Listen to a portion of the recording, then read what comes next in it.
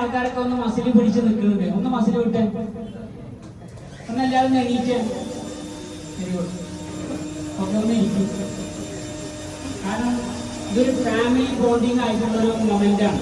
കാരണം ഇവിടെ അറിയാത്തവരായിട്ട് ആരെങ്കിലും ഉണ്ടെങ്കിൽ അവര് കാര്യങ്ങളായിട്ട് അറിയുന്നത് പോലെ ഫീൽ ചെയ്യിക്കേണ്ട ഒരു മൊമെന്റാണ് ഇതുപോലത്തെ ഒരു സദസ്സ് എന്ന് പറഞ്ഞാൽ. എൻ്റെ പേര് അനീഷ് എന്നാണ്, വയസ്സ് 33. ഞാൻ വരുന്നത് പുത്തമ്പള്ളിയിൽ നിന്നാണ്. ഉറങ്ങ് ന്യൂട്രീഷൻ സെന്റർ ആണ് ഞാൻ നടത്തുന്നത്. ഞാൻ ഏകദേശം 3 വർഷത്തോളമായി ഈ കമ്മ്യൂണിറ്റിയിൽ. 1.5 വർഷത്തോളം പൊന്നാനിയിൽ നിന്ന്, അന്ന് എൻ്റെ വീട് പൊന്നാനിയിലായിരുന്നു, ഇപ്പോൾ വീട് പുത്തമ്പള്ളിയിലേക്ക് മാറി. പൊന്നാനിയിൽ നിന്ന് ഡെയിലി ഏകദേശം 1.5 വർഷത്തോളം തുടർച്ചയായിട്ട് ഈ കമ്മ്യൂണിറ്റിന്റെ ഭാഗമാകാൻ വേണ്ടിയിട്ട്, റിസൾട്ട് എടുക്കാൻ വേണ്ടിയിട്ട് ഞാൻ യാത്ര ചെയ്തിട്ടുണ്ടായിരുന്നു. കാരണം ചെയ്യാനുള്ള കാരണം എന്ന് വെച്ചാൽ എൻ്റെ വയ്യ സ്ട്രോങ് ആയിരുന്നു. അതുകൊണ്ടാണ് എനിക്കൊരു ദൂരം ഒരു വിഷയമില്ലാതെ പോയത്. ഇതായിരുന്നു എൻ്റെ ബിഫോർ. ഇതായിരുന്നു. ഓക്കെ, ഏകദേശം 117 കിലോ ഉണ്ടായിരുന്നു. മുംബൈയിലാണ് എൻ്റെ ബിസിനസ് ഉള്ളത്. ഏകദേശം ഒരു 9.5 വർഷമായിട്ട് മുംബൈയിലാണ്. അതുകൊണ്ട് തന്നെ തെറ്റായ ഭക്ഷണ രീതി, ജീവിതശൈലി പറഞ്ഞു തരാൻ ഒരാളില്ല. ഈ ചെയ്യണമെന്നുണ്ടെങ്കിലോ ഒരാൾ അനുസരിക്കൂല. മുന്നിൽ കിട്ടിയ ഭക്ഷണങ്ങളൊക്കെ വാരി വലിച്ച് കഴിക്കുക. കാരണം അതിനുള്ള സൗകര്യങ്ങളുണ്ട്. എല്ലാ പ്രോസസ് ഫുഡും മുന്നിൽ കിട്ടിയ ബേക്കറി സാധനങ്ങളൊക്കെ ഉള്ളത് കൊണ്ട് തന്നെ നേരെ വിളിപ്പുറത്ത് സാധനം കിട്ടും. ബൾക്കായിട്ട് ഹോൾസെയിലായിട്ട് സാധനങ്ങൾ ഫ്രിഡ്ജിന്റെ ഉള്ളിൽ കയറ്റി വെക്കാൻ പറ്റുന്നുണ്ട്. പിന്നെ പറയും വേണ്ടല്ലോ. ലോക്ക്ഡൌൺ ടൈമിൽ ഞാൻ അവിടെ ആയതുകൊണ്ട് ഞാൻ കിടക്കുന്ന ബെഡ് ഇരുന്ന് തിന്നിട്ട് അത് ഹൗസായി മാറി. അപ്പൊ എങ്ങനെ ഉണ്ടാവും? അപ്പൊ അത്രത്തോളം സൗകര്യങ്ങളാണ് ഉണ്ടായിരുന്നത്. അപ്പൊ ഇതിന് മുന്നുള്ളൊരു പോലെ ഉണ്ടായിരുന്നു, മുന്നുള്ളൊരു അവസ്ഥ ഉണ്ടായിരുന്നു.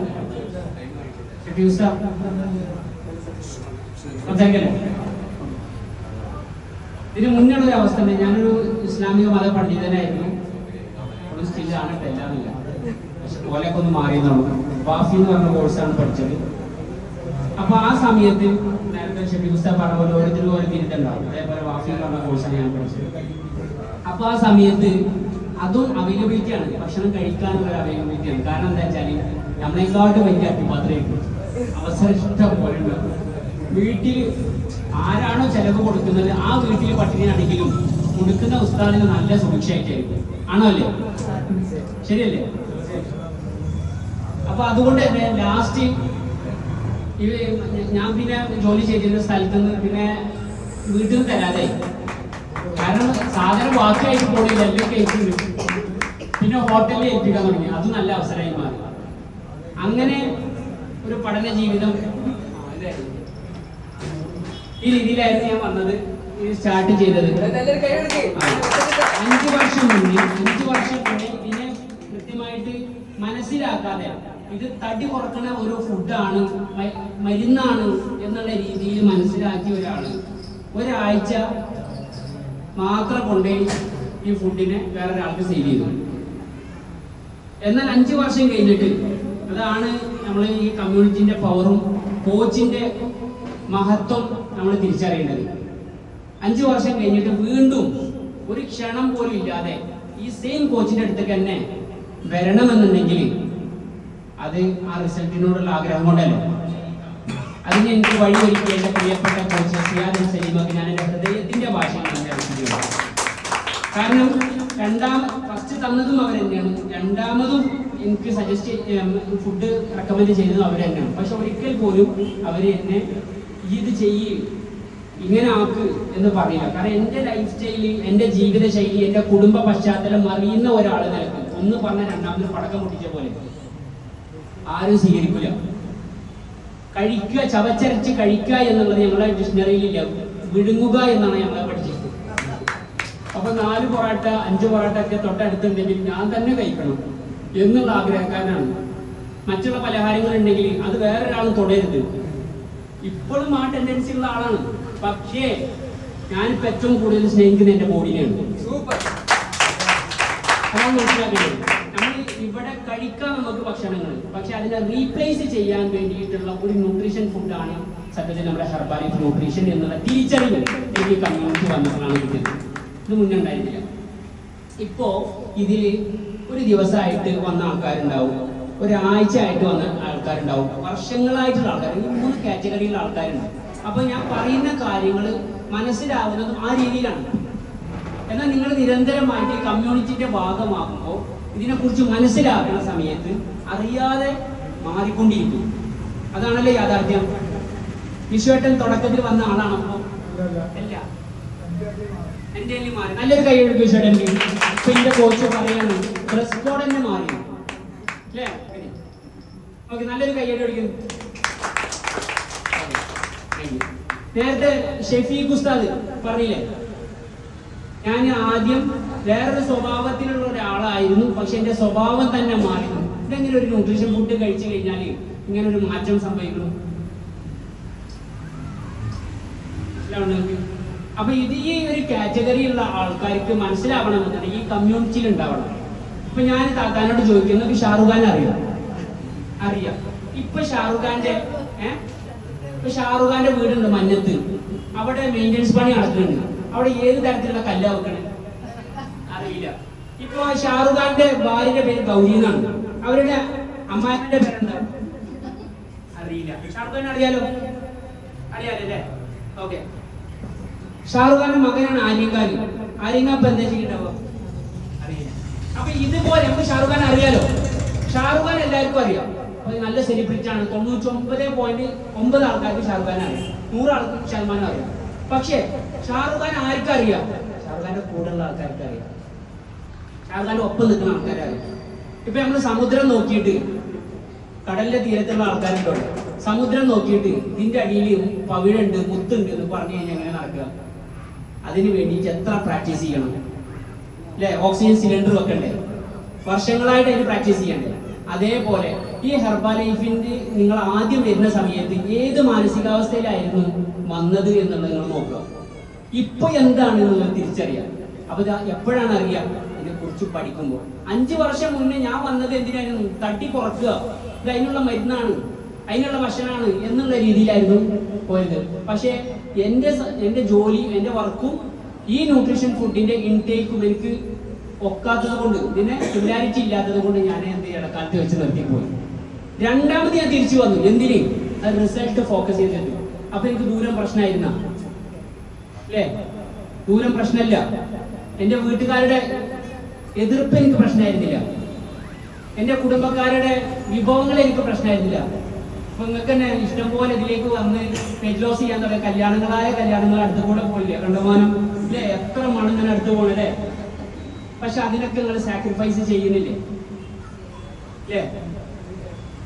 അത് കോച്ചിനായിട്ടുള്ള നിങ്ങളെ ഈ കമ്മ്യൂണിറ്റിയിലുള്ള നിങ്ങൾ ഇതിന് എഡ്യൂക്കേഷൻ എടുത്തത് കൊണ്ട് മാത്രമല്ല ആ ഒരു ബോധങ്ങൾക്ക് വന്നത്. നിങ്ങൾ അറിഞ്ഞതുപോലെ ഇപ്പൊ ചില ആൾക്കാർ പറയും, ചില ആൾക്കാർ എനിക്ക് ഇപ്പൊ നമ്മളിപ്പോ ആരോടാണ് ചോദിക്കാൻ വേണ്ടി പോകുന്നത്, അപ്പൊ അവര് നമുക്കൊരു ഉത്തരം തരും. ചിലപ്പോ ഇപ്പൊ നമ്മള് ഇവിടെ കൗൺസിലിംഗ് കേട്ടു, 1ാമത്തെ ദിവസം 2ാമത്തെ ദിവസം നിങ്ങൾ റിയലി ഭാഗ്യവാന്മാരാണ്, നിങ്ങൾക്ക് വേണ്ടിയിട്ട് ആദ്യം നല്ലൊരു കയ്യടി കൊടുക്കും. എന്നാൽ ചില ആൾക്കാർ നേരെ കേൾക്കും, എന്നിട്ട് വേറെ ആൾക്കാരോട് പറയും.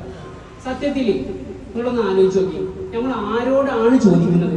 നമ്മളെ ഉപ്പ മഹത്തുള്ള ആളാണ്, പക്ഷേ ഹെൽത്ത് വൈസ് നമ്മൾ ന്യൂട്രീഷനെ കുറിച്ച് അവർ അവയറുള്ള ആളാണ്. അപ്പൊ നമുക്കൊരു അസുഖം വന്നു കഴിഞ്ഞാൽ നമ്മൾ ആരെടുത്തൊക്കെ പോവാം? എഞ്ചിനീയർ എടുത്ത് പോകും ചേട്ടാ? ഇല്ല. അപ്പൊ ഇതിന് ആരാണോ വിദഗ്ധൻ അവരെടുത്തേക്കല്ല പോകേണ്ടത്. നമ്മളോട് ഇറാഖിൽ പോയിട്ട് ബോംബിടാനല്ലല്ലോ പറയുന്നത്, നമ്മുടെ ആരോഗ്യത്തെ കുറിച്ചല്ല പറഞ്ഞത്. അപ്പൊ സ്വാഭാവികമായിട്ടും ഈ ആരോഗ്യത്തെ ഏറ്റെടുക്കേണ്ടത് ആരാണ്? നമ്മൾ ഓരോരുത്തരാണ്. ഇത് ആരിൽ നിന്നാണ് കേൾക്കേണ്ടത്? ആരാണോ നമ്മളെ ഇൻവൈറ്റ് ചെയ്തിട്ട് ഇവിടെ കൗൺസിലിങ്ങിന് വിധേയമായത് അവരുടെ വാക്കാണ് നമ്മൾ കേൾക്കേണ്ടത്. സോ നിങ്ങൾക്ക് വേണ്ടി നല്ലൊരു കൈയുടെ യു ആർ ലക്കി പീപ്പിൾ. ഒരിക്കൽ ബുദ്ധനറിയില്ല, ബുദ്ധൻ ഇങ്ങനെ യാത്ര ചെയ്യാനിട്ട. ബുദ്ധൻ യാത്ര ചെയ്യുന്ന സമയത്ത് ഇടയ്ക്ക് വെച്ചിട്ട് ദാഹിച്ചു.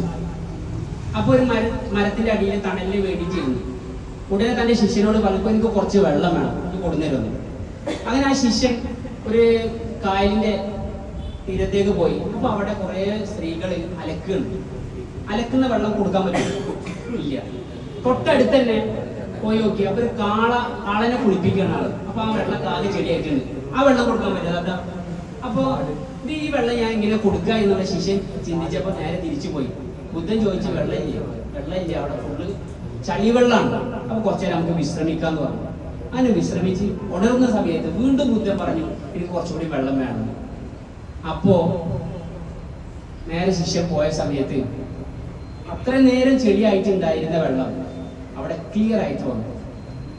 ആ വെള്ളം എടുത്തിട്ട് ബുദ്ധൻക്ക് കൊണ്ടുകൊടുത്തപ്പോ ബുദ്ധൻ ശുദ്ധമായി കുടിച്ചു. നല്ല സമാധാനത്തോട് കുടിച്ചു. ബുദ്ധൻ ചോദിച്ചു, ഈ അവിടെ ഫസ്റ്റ് പോയപ്പോ ചളിവെള്ളം എനിക്ക് കിട്ടിയത്, എന്നാൽ രണ്ടാമത് പോയപ്പോ എനിക്ക് ക്ലിയർ വെള്ളമാണ് കിട്ടിയത്, ആണോ? അല്ലേ? അത് എങ്ങനെയാണ് എനിക്ക് സാധ്യമായത് എന്ന് ശിഷ്യനോട് ചോദിച്ച സമയത്ത് ഞാൻ അതിന് വേണ്ടിയിട്ട് കാത്തിരുന്നപ്പോഴാണ് എനിക്ക് കിട്ടിയത്. ഇവിടെ ഒരാഴ്ചയായിട്ട് വന്ന ആൾക്കാരുണ്ട്, ഒരു മാസമായിട്ട് വന്ന ആൾക്കാരുണ്ട്, ഒരു വർഷമായിട്ടുള്ള ആൾക്കാരുണ്ട്, ഇപ്പൊ വർഷങ്ങളായിട്ടുള്ള ആൾക്കാരുണ്ട്. ഇപ്പൊ ആദ്യത്തെ ദിവസം വന്ന ആൾക്ക് വിചാരിക്കാണ്, എനിക്ക് ഇപ്പോ 3 വർഷമായിട്ടുള്ള അനീഷിനെ പോലെ പെട്ടെന്ന് ആവണമെന്ന് വിചാരിച്ച് നടക്കുമോ? ഇല്ല. ഇതിലുള്ള 20 കിലോ കുറച്ച ആളാണ് എന്റെ സീനിയർ കോച്ച് സിയാദ്. അവരെ പോലെ പെട്ടെന്ന് ആവണമെന്ന് പറഞ്ഞാൽ നടക്കുമോ? അവര് എന്താണോ ചെയ്തത് അതുപോലെ അവിടെ ചെയ്തു കഴിഞ്ഞാൽ ആ ആളായി മാറും, അല്ലേ? ഇത് എങ്ങനെയാണ് സാധിക്കുക? അവരെന്താണ് ചെയ്തത്? അതൊന്ന് പറയും. എന്തൊക്കെ ചെയ്തിട്ടുണ്ടാവുക? എന്താ ചെയ്തിട്ടുണ്ടാവുക? ആർക്കെങ്കിലും പറയണ്ടോ? എന്താ ചെയ്തിട്ടുണ്ടാവും ചേട്ടാ? Very good. അല്ലെ കയ്യെടുക്കും ചേട്ടൻ.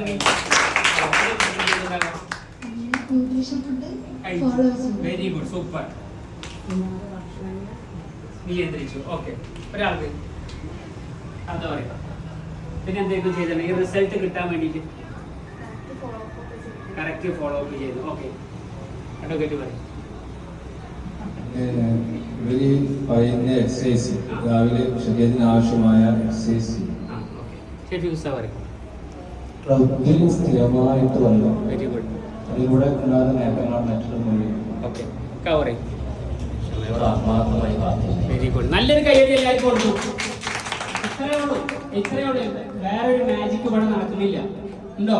ഒരാൾ കയറി വരുന്ന സമയത്ത് എനിക്കിത് കുറക്കണം എന്ന് പറഞ്ഞു കഴിഞ്ഞാൽ പറയോ? അതിനു വേണ്ടി വിധേയപ്പെടണ്ടേ? ഇപ്പോ ഒരു പുഴു നോക്കെ, കാറ്റർ പില്ലർ എന്നാണ് അതിന് ഇംഗ്ലീഷിൽ പറയാം. ഈ പുഴു അല്ലേ നിരന്തരമായിട്ട് ഒരു ചെറിയൊരു മുട്ടന്റെ ഉള്ളിലേക്ക് കിടന്ന് അത് പൊട്ടാൻ രീതിയിലേക്ക് വീർത്ത് ലാസ്റ്റ് പൊട്ടുന്ന സമയത്ത് ആയി മാറുന്ന രൂപത്തിന്റെ പേരെന്താ? Very good. നല്ലൊരു കൈയ്യടി കൊടുക്കും. അപ്പൊ കാറ്റർ പില്ലറിൽ നിന്ന് ബട്ടർഫ്ലൈ ഒക്കെ ആവണമെന്നുണ്ടെങ്കിൽ എന്ത് വേണം? ഈ ഒരു കാത്തിരിപ്പ് ആവശ്യമാണ്. അപ്പൊ പെട്ടെന്ന് റിസൾട്ട് കിട്ടുക എന്നുള്ളത് സാധ്യമല്ല. പക്ഷേ പെട്ടെന്ന് റിസൾട്ട് കിട്ടും. ഏതിലൂടെ? ഇപ്പൊ ഒരു അടിപൊളി സംവിധാനം നമുക്ക് വന്നിട്ടുണ്ട്. ഏതാണ്? മാരത്തോൺ. നല്ലൊരു കൈയ്യടി മാരത്തോൺ. ഇപ്പൊ നിലവിൽ മാരത്തോണിൽ പങ്കെടുത്തുകൊണ്ടിരിക്കുന്ന ആൾക്കാർ ആരെന്താ? ഒന്ന് കൈ നോക്കി. Very good. എത്ര ദിവസമായി? ഒരാഴ്ച. ഒന്ന് എക്സ്പീരിയൻസ് പറയും. നല്ല മാറ്റം. Very good. നല്ല കൈയ്യടി കൊടുക്കും. അത് ചെറിയ വാക്കായാലും നല്ല കൈയ്യടി കൊടുക്കും. എങ്ങനെയുണ്ട് എക്സ്പീരിയൻസ്? നല്ല മാറ്റം. Very good, super. നല്ല കൈയ്യടി കൊടുക്കും. അൽമദാദ, നിങ്ങൾക്ക് കിട്ടിയ ഒരു നല്ലൊരു മാറ്റം മാരത്തോണിൽ നിങ്ങൾക്ക് പങ്കെടുത്ത് റിസൾട്ട് കിട്ടുന്ന സമയത്ത്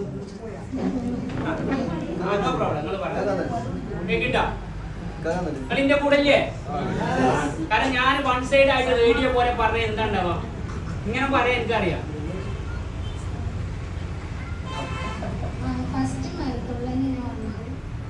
സീസൺ 2 അത് 10 ദിവസം ചെയ്തിട്ട് വെയിറ്റ് ഒന്നും പറഞ്ഞിട്ടില്ല.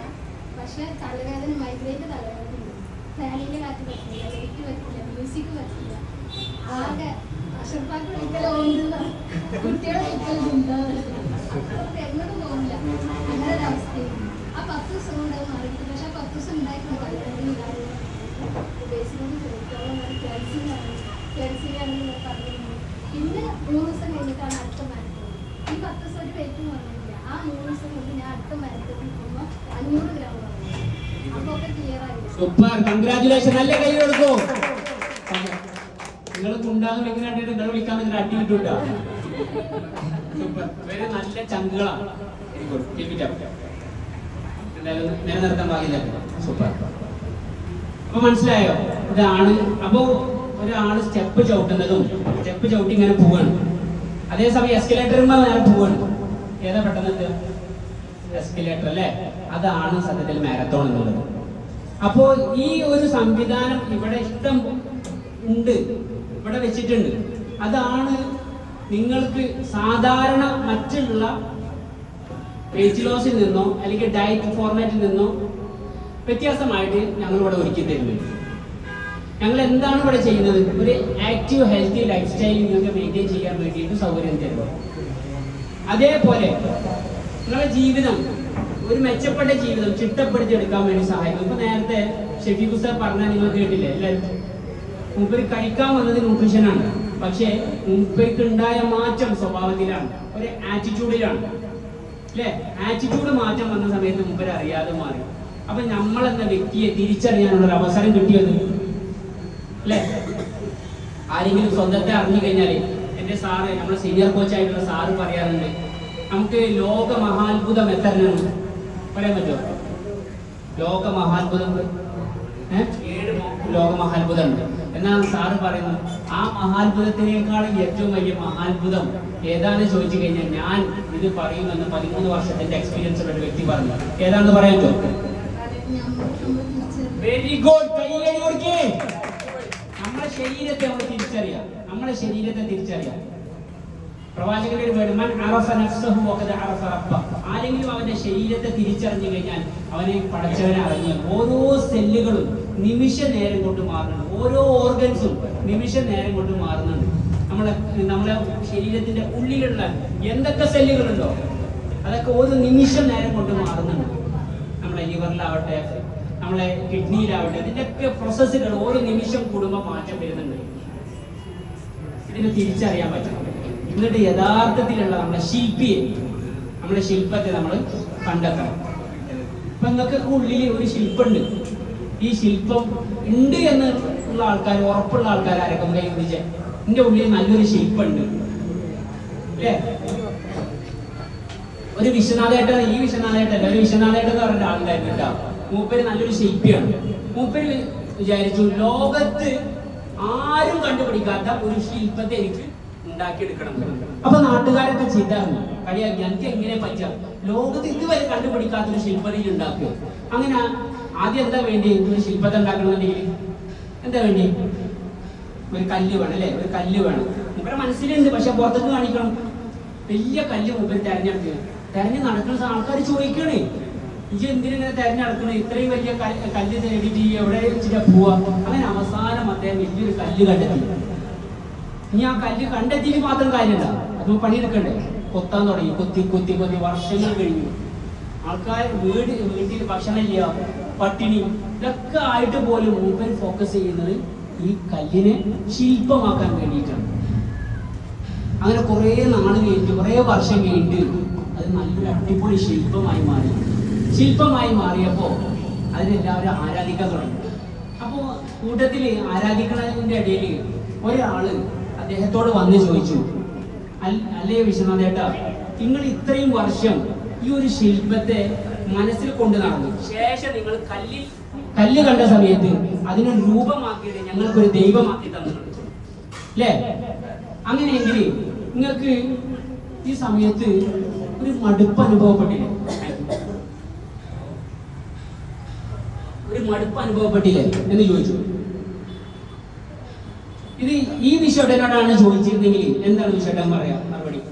ഇതുവരെ ഓരോ ദിവസം കഴിയുന്നതോറും ഇൻട്രസ്റ്റ് കൂടി താത്താനോടാണ് ആ ചോദ്യം ചോദിക്കണമെന്നുണ്ടെങ്കിൽ എന്തായിരിക്കും നിങ്ങൾ പറയാം? മനസ്സിലായോ? ചോദ്യം മനസ്സിലായോ? ആ രൂപം ഉണ്ടാക്കിയിട്ടുള്ള സമയത്ത്, ആ ലാസ്റ്റ് മൊമെന്റിൽ ഒരാൾ വന്ന് ചോദിക്കുകയാണ്, നിങ്ങൾക്ക് ഒരു മടുപ്പ് അനുഭവപ്പെട്ടില്ലേ? എന്തൊക്കെ നിങ്ങളെ കാര്യങ്ങൾ നഷ്ടപ്പെട്ട്, നിങ്ങളെ ജീവിതം പോയില്ലേ, നിങ്ങളെ വീട്ടിൽ പട്ടിണിയായില്ലേ, കുടുംബം ഒറ്റപ്പെട്ടില്ലേ?